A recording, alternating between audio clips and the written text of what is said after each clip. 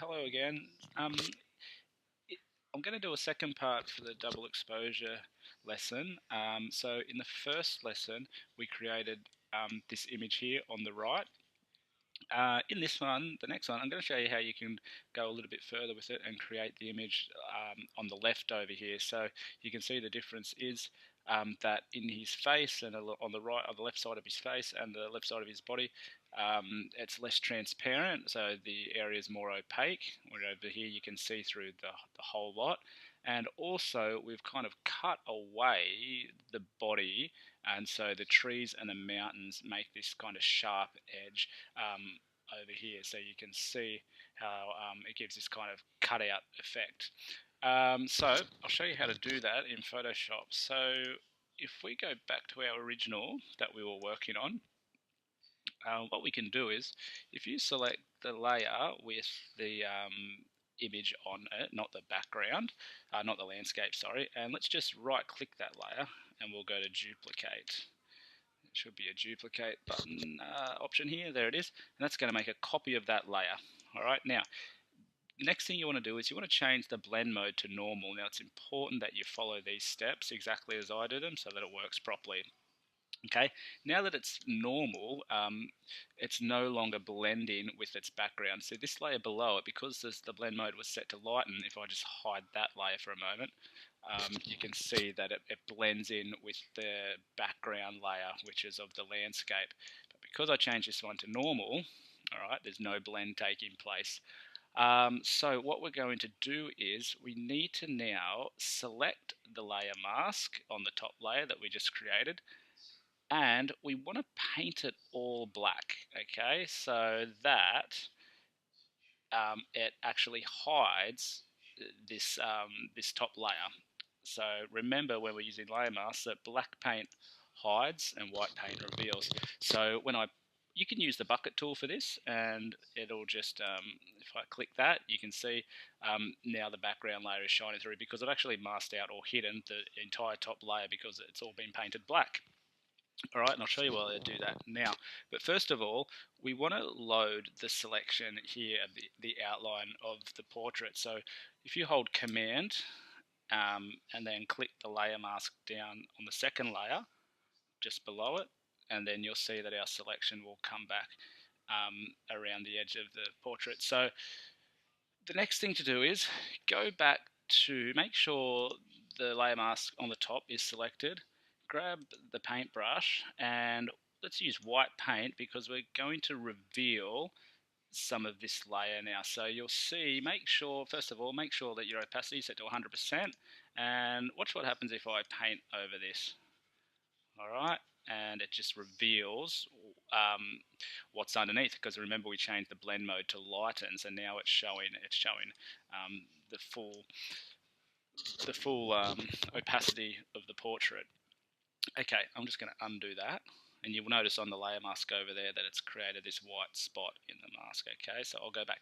Now all I'm going to do is I want a bit of the edge of the face to come through, and just like that, and maybe just a little bit on the side here. Alright, now we loaded that selection so that I can't paint out here. Alright, otherwise my mask will be affecting the outside areas, and we don't want that. Okay, the next thing is to, you could fine tune this. I'm just going to do this really quickly and roughly. What you could do is, you could take the opacity of the brush back to something like 20%, now that you've done that, and you can kind of just go around and paint spots from the first mark that we did, just to subtly blend so the effect subtly blends together. So you can even see in the mask over here, if you look closely, that we've got really white and then we've got some more transparent white, so that we've got a slow fade of the effect. It doesn't all happen at once.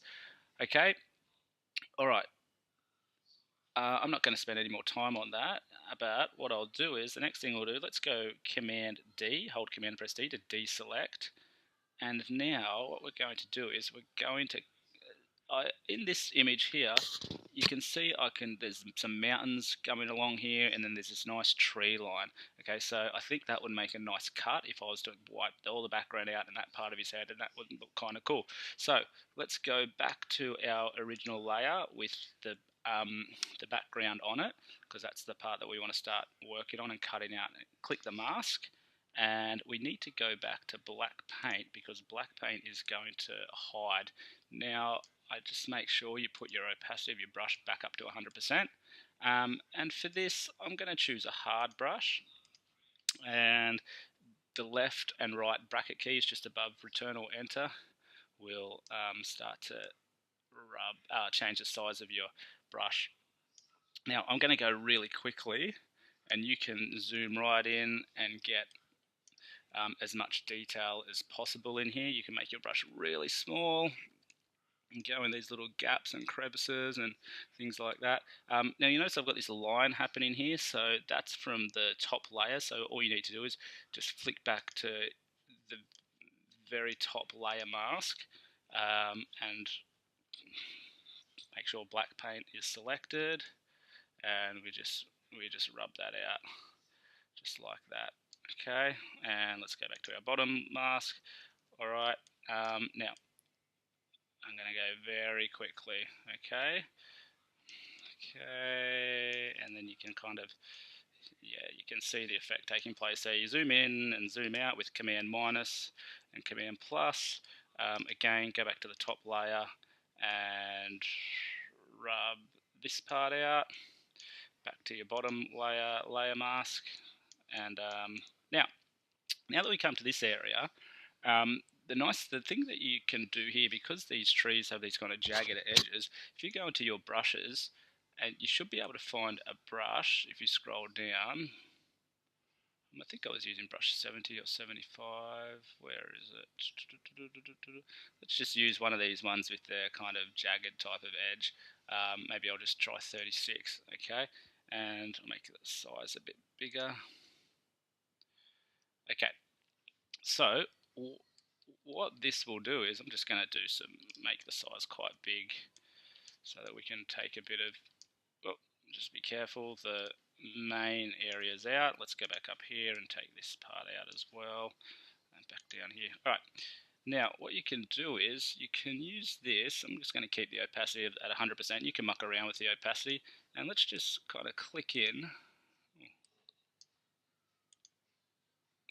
This brush is actually moving every time I click, which is kind of cool. And you can see just by using this brush here that it's kind of fitting in with the jaggedness of the trees. Okay, now what about, say, this area down here, and it's not kind of going to look that great because my brush is facing the wrong way. So what you need to do there is click on your brushes panel here. If you can't see it, just go to window and find brush, and it will come up, and you can change the angle of the brush. So if you move this guy around, if you move it down and then you bring your brush out, you can see the angle of it there.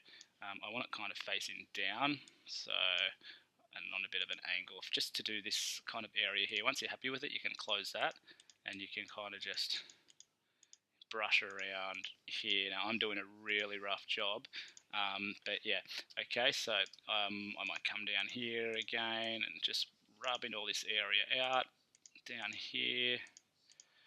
Okay, again, if I want to go back up onto that section there, I would just almost reverse the angle of the brush, close it. Oh, it's a bit too much, so I'm going to bring it back that way. You can test it out. Oh, the other way, a little bit down. There we go.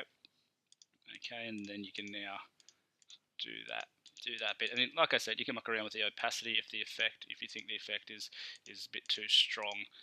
Okay. Alright, so look, I'm not going to go and finish all of that, but you can play around with it, and this one here is kind of the finished result, which I spent a bit more time doing. So that's kind of what it's going to look like compared to where did my other one go? Oh, did I close it? I'll get it back up. There we go. So compared to that one, it can have a different kind of effect, which may look nicer or may not. It's up to you. Anyway, have a go at playing around with that. And yeah, good luck.